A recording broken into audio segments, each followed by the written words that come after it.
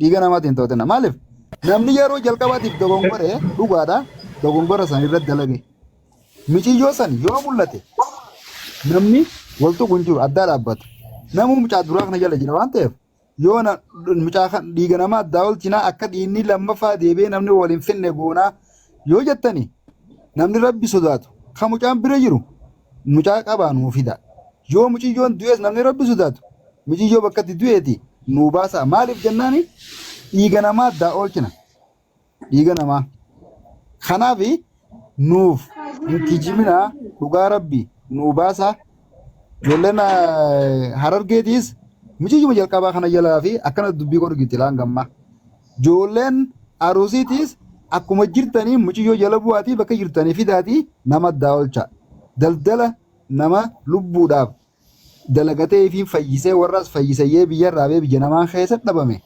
jala buunee reefka taatus fayyaa taatus wal harkaan geenyaani namni dubbii godhu booda nama santu dubbii qabaa jenneeti namu lafaatti kaanee akka oromootitti addaa oolchina namni kana booda immoo muciyyoon sa dhabamnaan akkatti namni dubbii dhiiga sana addaa oolchuun jiru waan ta'eef nama muciyyoon bira jiru san qofa barbaannam nama rabbi harka naqe yoo darbamellee abbaan darbe abbaa muciyyoo kan yeroo san miidhaarra gaggeesse dhugaa rabbi san as baasnaani namni wal ajjeesa obboleeyyan wal ajjeesa waan ta'eef gumuma kafaluudha achi booda gumaa fudhataniituma usuudha addaa gargar wanni biraa hin jirtu yeroo kanarratti yaada dabalataa namni qabdan itti dabaladha. Aye, ready. Ready. Nama darbe moofiif godhe. Gaalib saamman itti maal barbaannanii beektaa? Ganti keenya maatiin teenyallee maraataniif wallaalanii jiran. Wallaani dalagaa arabaa wallaalee jibbee manatti galee mana jira. Amma ganti keenya bakka nyaataa dhugaatii wallaalanii akka nama taasisaa tattaa'u jira yoo du'e reeffa isaa nu garsiisanii ni awwaalanna rakkoon qabu yoo jiraate ni jira jaanii ni wallaanna rakkoon qabu bagatumanii. Nu garsiisu yoo du'e jaanii reeffa isaanii yoo darbarillee nu garsiisu qofanni awwaalanna obboleessa keenya dhaabbannee yoo jiraate nu baasu yoo du'ellee du'aa isaa nu agarsiisu ni awwaalanna homa lama gaaggi barisiinu yoo du'e du'aa isaa ni awwaalanna anu garsiisanii yoo jiraatellee ni wallaannan anu garsiisanii homa lameen kana bichita.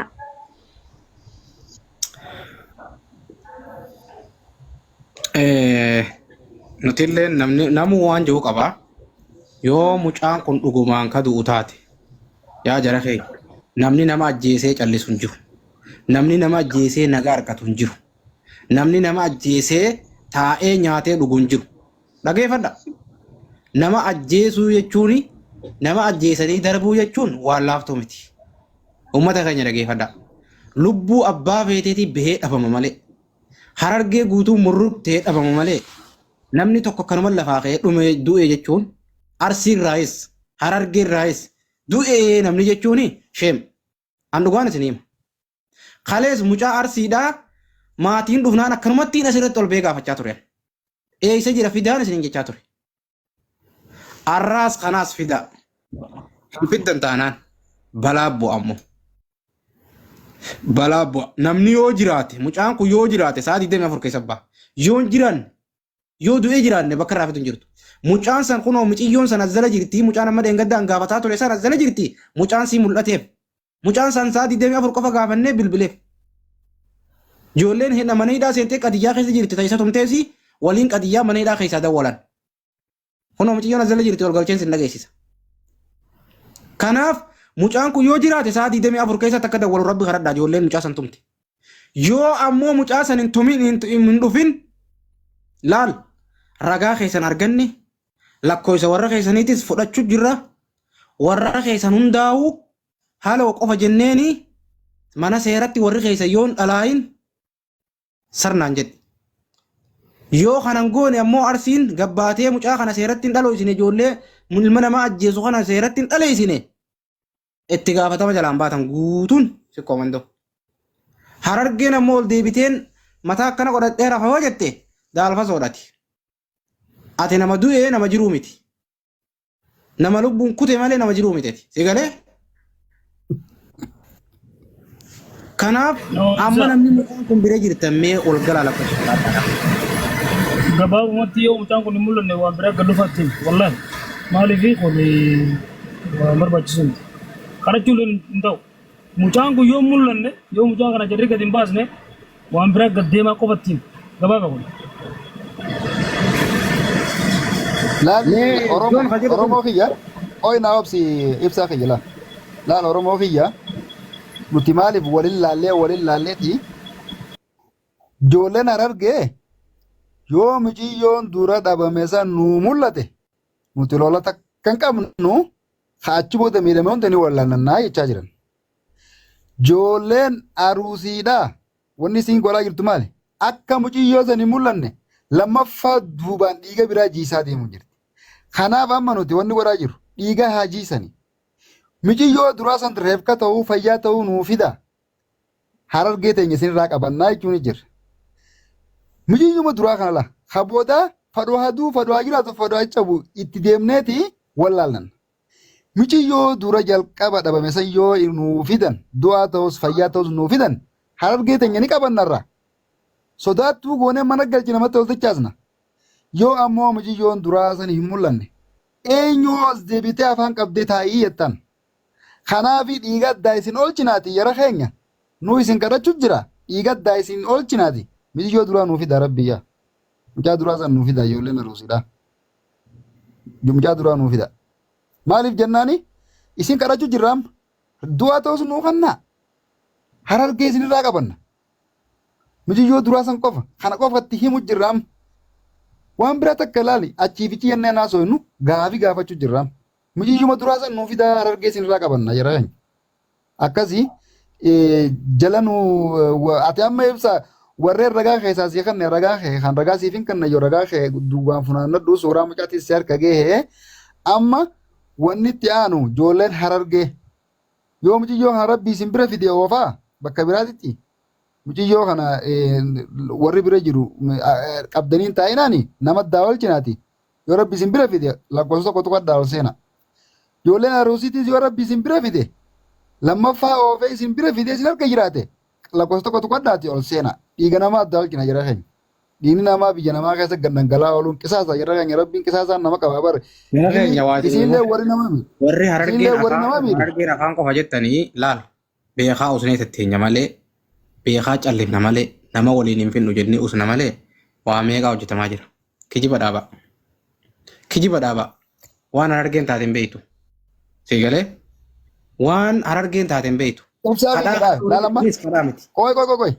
Amma dhaabee fi kaasirra jiru. Nuti laal dhaggeeffadhu akkasuma nuudis Harargeen sodaattu haa taatu feetukka feetaa taatu akkasuma nuudis maaliif jennaani lubbuu mucaa kanaa baasuudhaaf kaasirra taa'u jirru dhaadannaan lubbuu namaatis hin baaftu. Wanni lubbuu namaa baasu afaaniin tolaan nama gaafachuudha. Lubbuu namaa addaa oolchine jennee nama gaafachuudha malee dhaadannaan takkas keessa fidina. Dhaadannaan lubbuu namaan baaftu la gajja beesiti malee ammoo haadhaa fi abbaa mucaa kana dhale obboleettii isaadhaa kan lubbuun akkanuma dhabamte kanaatiitu booyaa jira. Booyicha isaanii kana yoo du'e janis ni sabbaran. Du'aayii godhaniif jechaadha. Yoo mul'ate ammoo mul'atee fi yoo miidhame ni wallaanama. Kana qofaafi. Kanaaf isin ijoolleen rahmata rabbii keessa kaa'ee yoo mucaan bira jiraate lakkoofsa tokko adda seenaa mucayyoo nu dhiyeessaa. Mucayyoo san sagalee isaa asirratti ol baafnee dhageenya kun waan fayyaan qaba jennaan aruusiinis nagaan galtee mana sii rafti obboleessa fiyya tadalagattus nagaan dalagatte Harargeen tadalagattu nagaan dalagatte haadha abbaanis alhamdulillah jeniitii garaa gammachuutiin mucaa isaanii du'aa godhan. Dhiiga namaa addaa oolchuudhaaf waan kana qofaa warreen dhiigni namaa akka hin baane barbaadu yoo jiraattan ani gaa waan beeku gaa akka booda dhufuuf deemu akkana jira keenya itti deemamee warreen muutii qabattan kaashataa ibroo. Firoomsaa yaada keessan yaada dabalataa yoo qabaattan waan nurraa hafe nu irra dabala. Galatooma ijoollee teenya dhaggeeffachuu turre hanga duraatillee waan obboleettiin teenya jettis dhagayaa turre waan isin jettanis dhagayaa turre dubbiin dubbii lubbuutii dubbiin dubbii dhiigaati waan callisanii taa'anii si miti waan caljanii dhaggeeffatanii illee miti yoo dhugaa taate yoo dhuguma dhiinni namummaa dhiinni oromummaa dhiinni islaamummaa isin keessa jiraate namoonni ilmaan oromoo taatanii ilmoo san harkaa qabda mucaan kun yeroo baagiraawundii goramicoo tanarra dhalatee nama xiqqaadha daa'ima isaa hojii barbaaddata taariba dhufee deemu kan qabame gun akkan dhaga'u jirutti akkan jalqabarraa dhageeffadhatti wanni kuni waan nama raffisuuf miti waan nama cibsuuf miti maatiin dhaltees nutis akka nama obboleeyyan qabu akka nama ilmoo qabu akka nama dhiiga tokkootitti waan hedduu namatti dhaga'amu garuu kadaa'ima sammiidhus ilmuma oromooti haa ta'u immoo daa'imni sun akkuma obboleettiin teenya jette jiraasaa mul'atu mucaan yoo du'e immoo du'ee isaa arku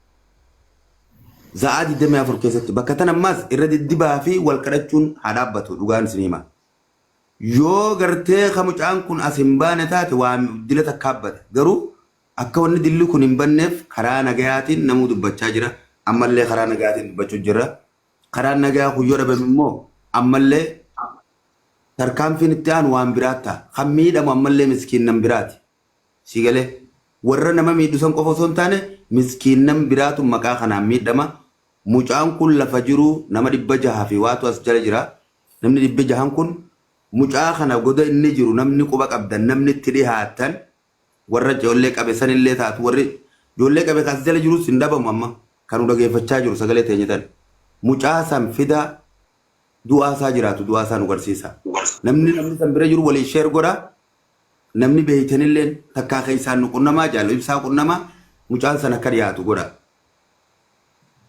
warra kaamantii ani komantii ilaalaa hin jiru dhiifama mucaan san akka asir jala dhiyaatu namni ijoollee san harkaa qabu namni rasaa isaanii isaa ari'u jiru hin jiru dhufanii daa'ima san ni jira nutti argisiisu yoo san hin taane immoo du'aasaa nu garsiisu kun gabaabaadha. Kana achi immoo namni boruus dhagaye daa'ima kana miidhe kun boruus iftaanis ni mul'ata maatii qaba asii miti biyyatti seera jalaan bahu asii miti biyyatti wanuma baraa keessatti shiftaadhaa maali jaanii miti biyya keessatti illee seera jalaan bahu namni nama ajjeese namni dhiigni namaatti galee nagaan jiraatu hin jiru beekaa dhiiga namaa dhimee kanaafuu sheerii godhaa namoonni jirtan kun hundinuu sheerii godhaa namoota san yoo beeytan barbaadaati as jala nuu dhiyeessaa kan maan isin hin galatooma. Hayyee namni biraa kan yaada qabdan namni biraa yaada. Namni na dura jiru islaan jiraas itti fufu nama seene garuu yoo ta'an hin jiraanne. Itti fufu rakkoon qabu. Akkam nagaa jirtani? Nagaa. Ani jaallisaan immoo attiin akkuma reefu jedhee dhaggeeffataa ture. Kagaras illee miidhamullee fidaas jedhaanii kan asii miidhamellee fidaa jechuu jira yoo fiddanii asii baastan nageenyi ni bu'a jedhee jechisan ni deeggara. Wayita keessa miidhamus fidaa jedhaanii wayita kiyyallee miidhamu fidaa jedhaa yoo kana diddan immoo isintu beekaa jedhee suni isan hin deeggara. Amma immoo yaada biroo irra waa jedhu barbaada. Ilmi namaa tokkoffaa bara kana bara salphinaati. Oromoon mucaa xiqqaa kana osoo hin ta'in Oromoon Oromoo ajjeesuu fi Oromoon Oromoo balleessuun. Salaamu alaikum naa dubbataa jaallee saayib rooshataa. Ni fitadhaa eegalee qofa. Koi si dura jira koi. Salaamu alaikum. Naa obsanii muutii qabadhu. Laa ilmoon teenya tun jiraattu jiruu nu garsiisu duutu du'aa nu garsiisu akkasi sabbarra. Yoo sun hin jiraanne immoo miidhaa biraan irratti uumamuu deemaati. Jiraattu jiruu nu garsiisu nama 100 ajajirtan kun duutu du'aa nu garsiisu waa lama callaa hangarmaan tu badila dheeressu hin deemu. Ayyee galatamu. Ayyee gadaatti deemu. Ani Gadaa namni miidiyaatti waan argachu. Dhagaysanii mee? gadaam dhiisa amma gadaam naa dubbatu. An bakka irraa dubbatu harkaan jiru nama kana. Cinaa jira. Jalibsaa. Cinaqsan. Mee eenyu haa dubbachaa jiru? Ani argu bar. Nan dhagaysanii? Gadaan kun haa dubbatu carraa kannaaf. Gadaa malee namni biraa kan dubbataa jiru kun eenyu? Nageenyan ka biraan argoon cinaksani kan. Cinaasanii miti cinaasanii Alaan namni biraa dubbataa jira. Boo dubbadhu mee? Gadaatti deemee muutiin qabadha. Gadaatti deem. Ati muutii qabaddu cinaksanii. Keessa badina fakkaate keessaa hin dubbataanis arguutti hin jiru maqaa isaa. Anyway, wanni jedhuu barbaanne tokko namni wal lole afaan gaarii waliin hin dubbatu dhugaadha namni garii lola keessa jirtanii akka lola walitti haasoo hin dandeessan. Nu akka nama tokkotti akka nama isinirraa fagoo jirutti wanni amma arginu kun fokkataadha. Tokkollee ka argitee qulqullummaa qaba jennu hin jiru.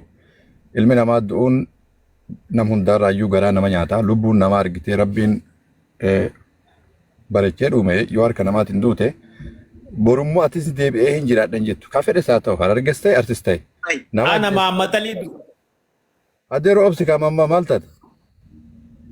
anaa dubbate maammatalii dubbate ibsaa.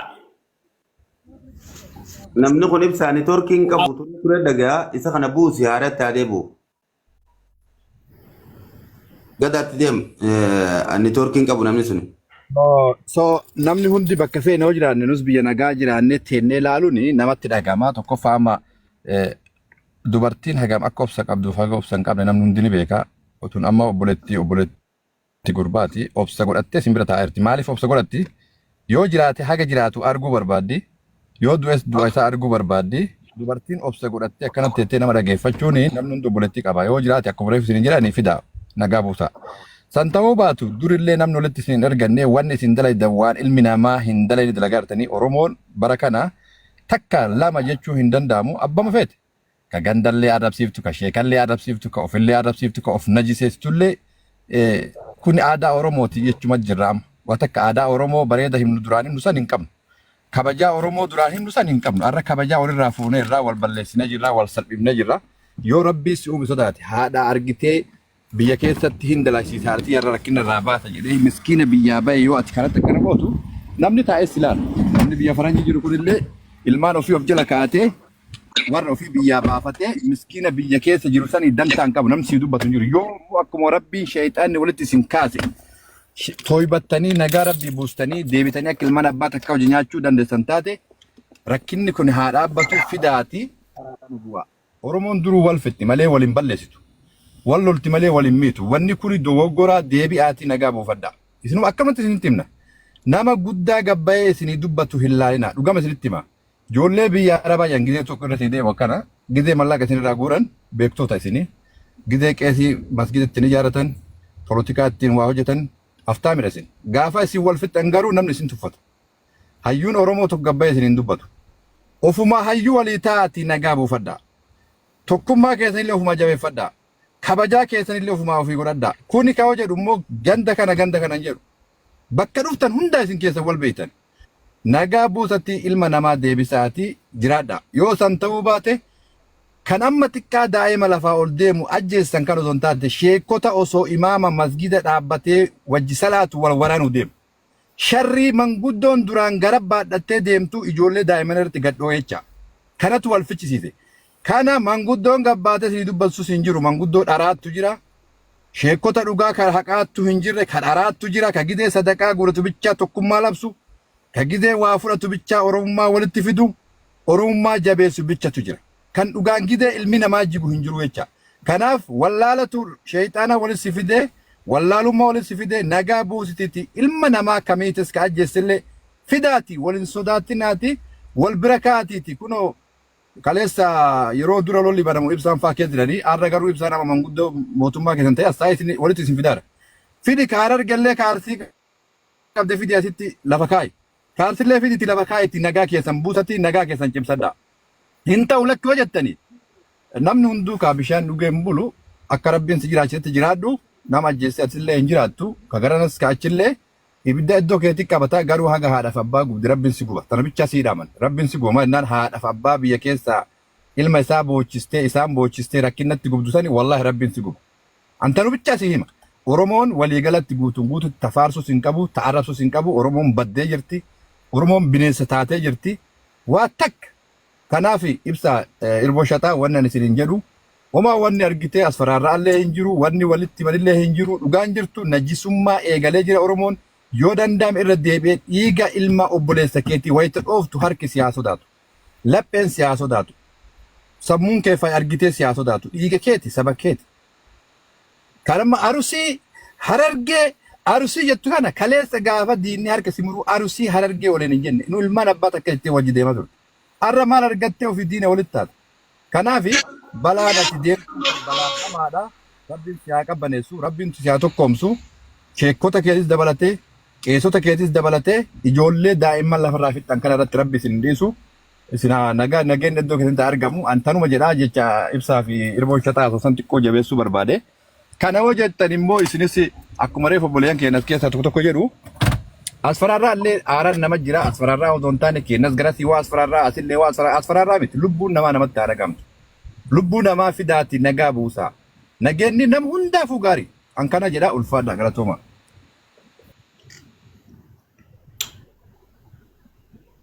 Galatoome gada namni itti deemu jiraatan itti deemaa. Ayye yaada xiqqoo maa jechuun isin dubbattan kanarratti yaada xiqqoo isinuu waan dubbatuu qabaddan hundaayyuu dubbattanittani akka yaada mataa kiyyaatitti akka waan nama waan kana miidiyaarra argee waan kana balaaleffatee jibbaaru keessaa tokkoffaa yeroo ammaa kana biyyi keenyallee haalli nageenyaa isaa baay'ee ulfaataadha.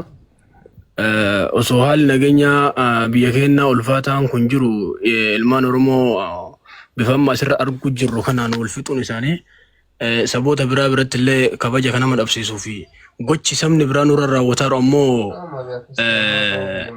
gocha kanaan kan wal faalletu ta'uu isaattu xiqqoo sii baay'ee nama dhagama.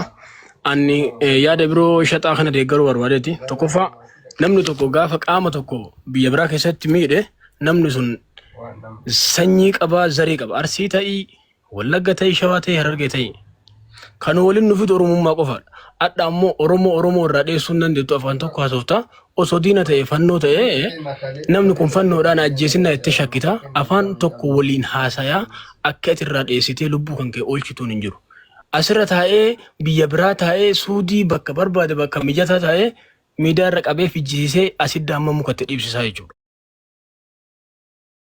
Ijoollee humna hin qabne namni asi qabamee miidiyaa kanarra dhufee munni itti dhiibamu makiinaan lafarra harkisan fannisanii muka ol fannisanii jedhan sunniin ijoollee xixiqqoo ijoollee kunoo harka isaanii jabeeffatuu hin dandeenye jechuudha. Kanaafuu yoo danda'amee jedhe tokkoffaa ijoollee manni irra fidamee irra garafaa turan mana bananii irra garafaa turan sunniin akka dhiyaatan mana sanii dhiyaatanii qaamni sunniin waliin jira jechuudha. Dabalataan ammoo waan kana guddaa namni gahee kana taphatu jiru warroota feemasaa gurgurdaa wanni wal sitaatan tokko hin jiru warroota feemasaa gurgurdaa amma namni tokko kanaan feemasee sunillee gaafa ittiin feemasee jedhe feemasa ta'e nama gurgurdaa jidduu taa'ee yaada kennata gaafa ajandaan gad dhufe so oromooni lubbuu namaatiin itti feemasuu eegalte jechuudha.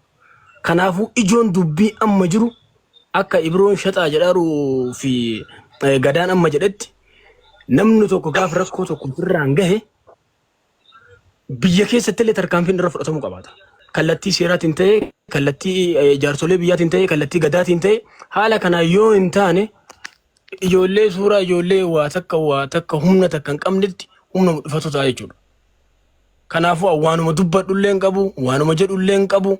Maaf jechuun ilmi namaa kun maaf irra rakkataa of hin beekne. Ani irra rakkadhaa maaf hin beekne. Maaluma himatan namni ijoollee suuraa amaama hidheet lafa harkisu. Waan eebbisa addunyaa bara 1993 keessa na fakkaate yoo ta'u gorbaadha. Irra hojjetame makiinaa waliitee ijoollee Oromoo maan nun jette Amaara maan nun jette Tigireen. Adda kaleessa mucaa fannoo mucaa dhagaa irra keessee harka muree jennaan uummanni mulummaan balaaleffataara. Ka Oromoo walii godhaaru kunoo maaf hin laallamne. Kanaayyuu ka balaaleffatamuu qabu. Ka uummanni Oromoo wal nyaatu jiru kanaa jechuudha. Kanaafuu jaalibsaasillee arguu jira. Siin alattillee kana durallee lola kana dura keessattillee jidduun jaarsa taatee haasaa turte tasii argeera. Namni jechuun ati na beekuu baattus namoonni baay'een ka atiin beekne kasii beekan baay'ee jira jechuudha. Kanaafuu tokkoffaa warroota qaama kana hojjetuun ittiin feemmasuuf lubbuu namaa balleessaa ittiin feemmasan kanarratti haga sadarkaa biyyaatitti haga sadarkaa qondaalota mootummaa namoonni nu caalaa itti dhiyaatanii jiran namoonni gurguddaan isaan kanneen irra hojjisiisamee jennaan foon kan obboleessa kan keegaaf biyya qabanii boolla buusan giddi dhiiftaa jechuudha. Falli jiru kana ala waan hin jirreefi kallattii kanaan osoo namoonni nu caalaa dhageettii qabdanii fi nu caalaa bakka guddaa nama woota biroo biraa qabdan waan kanarra osoo hojjetanii jechuu barbaada. Galatooma. Okay, ulfaadhu jabaadho galatoomii jiddumaan ammallee akkan daganne namni mucaa xiqqaa dheengadda tumame isin bira jiru namni gartan na dubbisaa keessaa na dubbisaa as jalallee yoo jiraattan haloonaan jaa yoo jalan jiraanneellee ol galuu carraa dhabde na dubbisi keessaan ana bira jira mucaan kun jidhiitii na dubbisi maqaansaa eenyu maqaansaa himimee onne Falmata. falmataa eenyuuti Falmata Muhammad Sani. falmataa maammassaanii yoo isin bira jiraate gaafadhaati mucaa xiqqaa kana falmataa maammassaaniidha obboleessa mana maqaan kee falmataadha jaadha keessaan na dubbisaa warri gartan okay abshaala boo mucaa abshaala abshaala السلام عليكم جالبسا waalaikum salaam warahmatullahi wabarakatuh ofiisi dubbisaa badri yaada qabda abshaalati Yaada kanarratti dhageeffadhu gaafa dheengadda gaafattee turte dhimma mucaa kana mucaan akkuma biyya kana keessatti illee akka namni asirraa hin ajjeesee jedhan biyya kana keessatti nama ajjeesuun inni ulfaataa beektaa seera biyya kana illee garuu mootuu mucaan gaafuma sanu halkanuma gaafa sanii gallakkisee jira mucaa. Laayibirra yeroo san fide viidiyoo isaa hanga gallakkisee fi gallakkisuu dhabee dhiisinarra fedhee gallakkise fedhee dhiise ammallee